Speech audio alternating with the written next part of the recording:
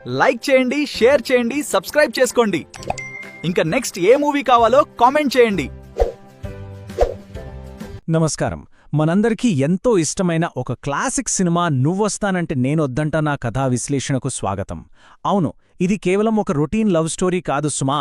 ఒక కుటుంబం పట్ల ఉండే అంకితభావం, అలాగే ప్రేమ కోసం ఒక వ్యక్తి చేసే అసలైన త్యాగమంటే ఏంటో చాలా అద్భుతంగా చూపించిన కథ ఇది. అసలు రెండు పూర్తిగా భిన్నమైన ప్రపంచాలకు చెందిన వ్యక్తుల మధ్య ఈ పరిణామక్రమం ఎలా జరిగిందో ఇప్పుడు మనం డీటెయిల్గా చూద్దాం. ఇక్కడ ఒక ఆసక్తికరమైన ప్రశ్నొస్తుంది. అసలు నిజమైన ప్రేమకు అసలైన పరీక్ష ఏంటి? మానవ సంబంధాల్లో ఒకరికోసం మరొకరు ఎంత దూరమైనా వెళ్లగలరా? ఎప్పుడూ అనుభవించే సుఖాలను సౌకర్యాలను వదిలేసి కష్టాలను ఇష్టంగా స్వీకరించడమేనా నిజమైన అంకితభావమంటే? ఈ అద్భుతమైన కథ ద్వారా ఇలాంటి లోతైన భావోద్వేగాలు ఎలా వర్కౌట్ అయ్యాయో ఇప్పుడు విశ్లేషిద్దాం. సరే, ఆలస్యం చేయకుండా మొదటి భాగంలోకి వెళ్ళిపోదాం. అదే ఈ భిన్నమైన ప్రపంచాలు. ఈ పాయింట్ మనకు ఒక ఆసక్తికరమైన వైరుధ్యాన్ని చూపిస్తుంది. ఒకవైపు మన హీరో సంతోష్, పుట్టుకతోనే కోటీశ్వరుడు, కష్టమంటే ఏంటో కూడా తెలియకుండా పెరిగిన ఒక సిటీ కుర్రాడు. ఏసీ గదుల్లోంచి బయటకు రావడం కూడా ఒక పెద్ద టాస్క్ అన్నట్లుగా సాగిపోయే ఈజీ లైఫ్ అతనిది. ఇక రెండో వైపు మన హీరోయిన్ సిరి, పూర్తిగా పల్లెటూరి వాతావరణంలో మట్టితో శ్రమతో మమేకమై పెరిగిన స్వచ్ఛమైన అమ్మారి. రోజంతా కష్టపడి పనిచేయడం ఆమెకు వెన్నతో పెట్టిన విద్య. అసలు ఎక్కడో ఉన్న ఈ రెండు విభిన్నమైన నేపథ్యాల మధ్య ఉన్న భారీ వ్యత్యాసమే ఈ కథకొక పర్ఫెక్ట్ బేస్ అని చెప్పొచ్చు. ఇక ఇక్కడ్నుంచి కథ రెండో భాగంలోకి అడుగుపెడుతుంది. అదే ప్రేమ మరియు సవాలు. ఇప్పుడు కథ ఎలా బిల్డవుతుందో ఒక్కసారి గమనిద్దాం. మన సిటీ బాయ్ సంతోష్ సరదాగా ఒక పల్లెటూరి పెళ్లికి వెళ్లడంతో ఈ ప్రయాణం మొదలవుతుంది. ఆ పెళ్లి సందడిలో సిరిని కలవడం, ఆ పరిచయం కాస్త మెల్లగా ప్రేమగా మారడం, ఇదంతా చాలా న్యాచురల్గా వేగంగా జరిగిపోతాయి. కాని అసలు ట్విస్ట్ అంతా 4వ దశలోనే వస్తుంది.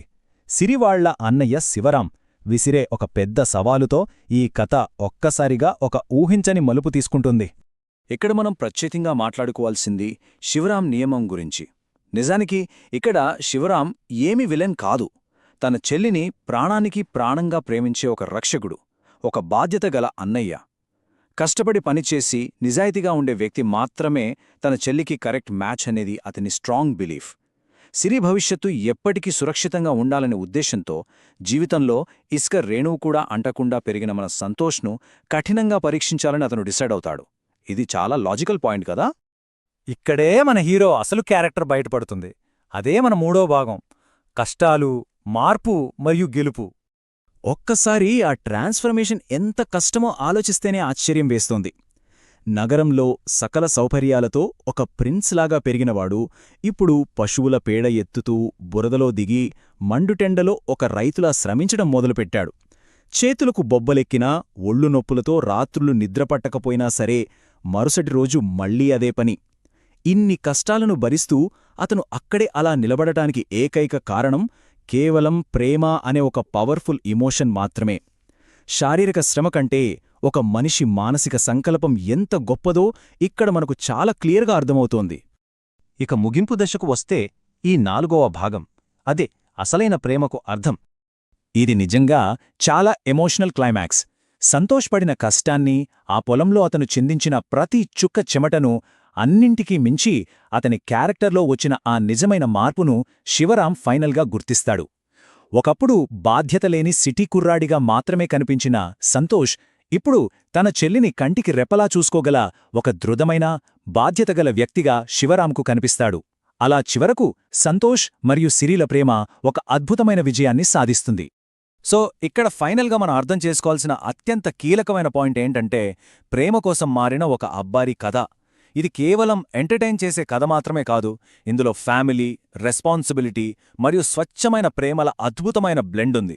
ఒక మనిషి మరొక మనిషి కోసం తన కంఫర్ట్స్ అన్నీ వదులుకొని ఎలా ఒక కొత్త వ్యక్తిగా రూపాంతరం చెందగలడో ఈ ఒక్క వాక్యం మనకు బలంగా గుర్తుచేస్తుంది. ఈ ఆసక్తికరమైన విశ్లేషణ ముగించే ముందు ఒక్కసారి ఈ లోతైన ప్రశ్న గురించి ఆలోచిద్దాం. నిజమైన ప్రేమ ఎప్పుడూ తన అంకితభావాన్ని నిరూపించుకోవడానికి మనకున్న సౌకర్యాలను వదులుకోవాలని కోరుతుందా? త్యాగం చెయ్యనిదే ఏ బంధమైనా బలంగా నిలబడదా?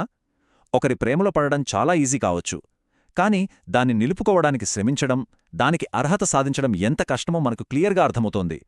ఈ లైక్ చేయండి, షేర్ చేయండి, సబ్స్క్రైబ్ చేసుకోండి. ఇంకా నెక్స్ట్ ఏ మూవీ కావాలో కామెంట్ చేయండి.